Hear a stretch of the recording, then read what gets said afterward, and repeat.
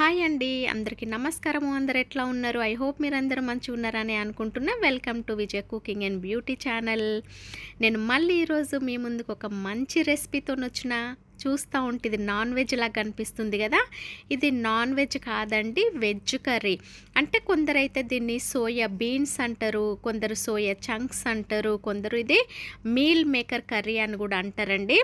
మీ ఏరియాలో దీన్ని ఏం కర్రీ అంటారో మీరు నా కామెంట్స్లో చెప్పండి. ఎందుకంటే ఒక్కొక్క ఏరియాలో దీన్ని ఒక్కొక్క పేరు పెట్టి పిలుస్తారు కాబట్టి మేమైతే సోయా బీన్స్ అంటాము లేదా మీల్ మేకర్ కర్రీ అంటాము. చూస్తూ ఉంటే నోరు ఊరుతుంది కదా. ఎంతో టేస్టీగా ఉండేయండి, సింపుల్గా టేస్టీగా ఇంట్లో ఎట్లా ప్రిపేర్ చేసుకోవచ్చు. ఇది తినని వాళ్ళు కూడా, ఈ సోయా బీన్స్ కర్రీ తినని వాళ్ళు కూడా ఎంతో టేస్టీగా ఉందనుకుంటూ తింటారండి. దీనికి ఏం ఇంగ్రీడియంట్స్ కావాలి, దీనికి అసలు ప్రాసెస్ ఏంటి అనేది చూసేయండి. ఐ హోప్ మీకు ఈ కర్రీ నచ్చుతుందని అనుకుంటున్నా. ఎవరైతే ఫస్ట్ టైం నా ఛానల్ని చూస్తున్నారో ప్లీజ్ లైక్ చేయండి, షేర్ చేయండి, కామెంట్ చేయండి, ఇంకా సబ్స్క్రైబ్ చేసుకోండి. సైడ్కున్న బెల్ ఐకాన్ని క్లిక్ చేయండి. చూడండి, ముందుగా అయితే నేను సోయా బీన్స్ తీసుకున్నా, అంటే మీల్ మేకర్ని వేడి నీళ్ళలో అంటే హాట్ వాటర్లో ఒక 5 మినిట్స్ వేసి పెట్టాలండి. చూడండి, హాట్ వాటర్లో నుండి తీసిన తర్వాత మీకు ఇలా స్మూత్ టెక్స్చర్ వస్తుంది. స్మూత్గా అయిన తర్వాత దీన్ని కర్రీ ప్రిపేర్ చేసుకోవాలి. ఫస్ట్ అయితే హాట్ వాటర్లో వేసి తీసుకోవాలి. ఇప్పుడు చూడండి, ఒక గిన్నె తీసుకొని దాంట్లో ఒక దాల్చిన చెక్క, 2 లవంగాలు, 2 యాలకులు, బగారాకు, ఇప్పుడు చిన్న చిన్నగా కట్ చేసి పెట్టుకున్న ఉల్లిపాయ ముక్కలు, ఇంకా పచ్చిమిర్చి వేసుకోవాలి. ఒకసారి నూనెలో అంతా కలిసేలాగా కలుపుకోండి.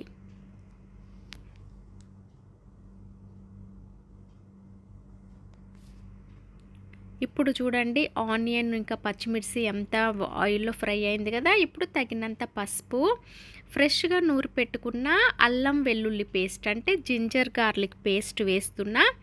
ఇవన్నీ ఆయిల్లో ఫ్రై అయ్యేలాగా కలుపుకోండి. ఇప్పుడు ఆయిల్లో బాగా ఫ్రై అయిపోయినాయి కదా. ఇప్పుడు ముందుగా కట్ చేసి పెట్టుకున్న చిన్నగా కట్ చేసి పెట్టుకున్న టమాటా ముక్కల్ని వేసుకోండి. మళ్ళీ అంతా అన్నీ కలిసేలాగా ఒకసారి కలుపుకోండి.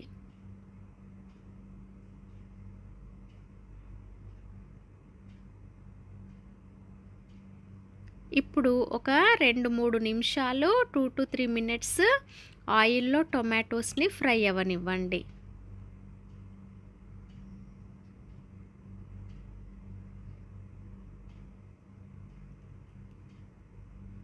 ఇప్పుడు మీ టేస్ట్కి తగ్గట్టుగా కారపొడి వేసుకోండి. అంటే చిల్లీ పౌడర్ వేస్తున్నా నేను, ఇంకా కొంచెము ధనియా పౌడర్, కొంచెం సాల్ట్,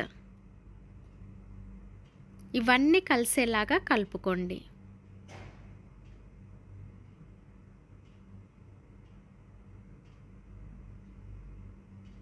ఇవన్నీ కొంచెము టొమాటో ముక్కలు ఆయిల్లో ఫ్రై అవ్వాలండి. ఇప్పుడు ఇదంతా కలుపుకున్నాం కదా. మళ్ళీ ఒకసారి మూత పెట్టి 3 to 4 మినిట్స్ ఆయిల్లో టొమాటోస్ని బాగా ఫ్రై అవ్వనివ్వాలి. చూడండి, ఇప్పుడు టొమాటోస్ గ్రేవీ వచ్చింది కదా, అంటే బాగా ఫ్రై అయిపోయినాయి.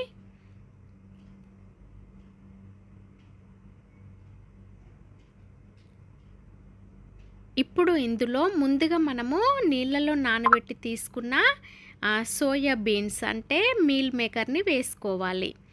ఇప్పుడు టొమాటోలు ఇంకా ఇదంతా ఆయిల్లో కలిసేలాగా కలుపుకోండి.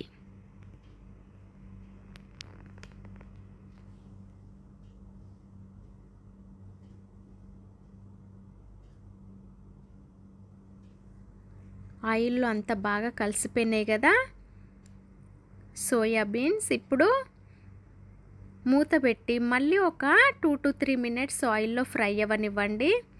చూడండి, ఇప్పుడు ఇదంతా టొమాటో పేస్ట్లో కలిసిపోయింది కదా, అంటే ఆయిల్ అంతా కొంచెము బయటకు వస్తుంది.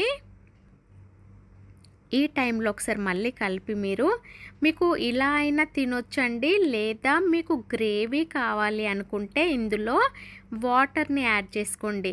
నాకు కొంచెము గ్రేవీ టైపు కావాలి కాబట్టి నేను ఇందులో వాటర్ని యాడ్ చేసిన. మీరు ఈ టైంలో సాల్ట్ చెక్ చేసుకోండి. ఒకవేళ సాల్ట్ సరిపోకపోతే ఇప్పుడు మీరు సాల్ట్ కూడా యాడ్ చేసుకోవచ్చు. చూడండి, మూత పెట్టి మళ్ళీ ఒక 2 to 3 మినిట్స్ బాయిల్ చేసినామంటే ఉడకనివ్వాలి.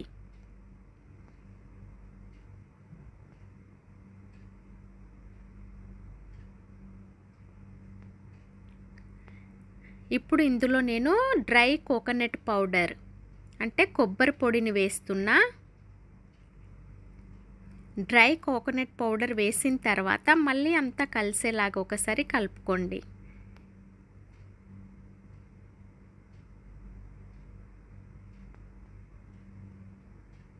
ఇప్పుడు మళ్ళీ మూత పెట్టుకొని ఒకసారి చూడండి. 3 to 4 మినిట్స్ తర్వాత చూస్తే మీకు గ్రేవీ, మీల్ మేకర్ ఇదంతా సరిపోయింది కదా. ఇది మీరు రైస్లోకైనా తినొచ్చు, చపాతీ, రోటీ, పుల్కా, నాన్, పూరి దేంతోనైనా తినొచ్చండి. నిజంగా సూపర్ టేస్ట్ ఉంటుంది. మీరు ఒకసారి మీల్ మేకర్తో ఈ కర్రీ ట్రై చేయండి. ఇప్పుడు మళ్ళీ కొంచెం ధనియాల పొడి, ధనియా పౌడర్, కొంచెం గరం మసాలా, చిన్న చిన్నగా కట్ చేసి పెట్టుకున్న ఫ్రెష్ కొరియాండర్ అంటే కొత్తిమీర వేసుకోండి.